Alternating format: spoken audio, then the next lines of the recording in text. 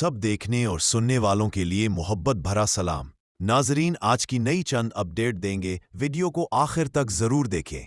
Iran का बड़ा हमला अमेरिका ने खबरदार कर दिया। ईरान इसराइल जंग मजीद खतरनाक, सायरन बज गए, हर तरफ तबाही। इसराइल का कोई इलाका रहने के काबिल नहीं छोड़ेंगे। आर या पार, जंग का सबसे खतरनाक राउंड शुरू हो गया। इसराइली मुल्क से फरार, ईरान का सरेंडर से इनकार, ट्रंप की धमकियां, तेहरान शहर खाली।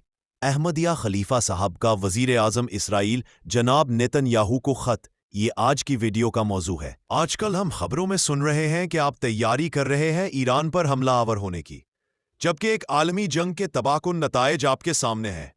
गुज़श्ता आलमी जंग में जहां लुक्कों के जाने ज़ाया हुई, वहां हज़ार यहूदी बाशिंदों को जान से हाथ धोने पड़े। बरहैसियत वजीर आजम, ये आपका फ़र्ज़ है कि आप अपनी कौम की ज़िंदगियों की हिफाजत करें।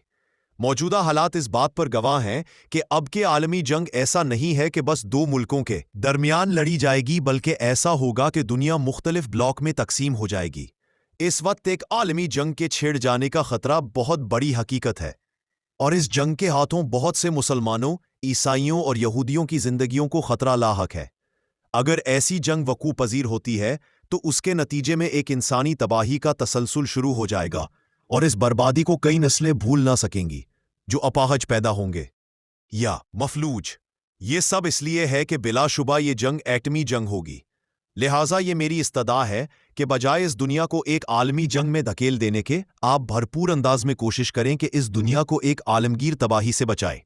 लिहाजा बजाय मसाइल को ताकत के साथ हल करने के, आपको उनको मुज़ाकरात के ज़रिए से हल करना चाहिए, ताकि हम अपनी आने वाली नस्लों को तोहफे में एक रोशन मुस्तकबिल दे सके, बजाय इसके कि उन्हें हम माजूरी और इन्हतात की सौगात दें।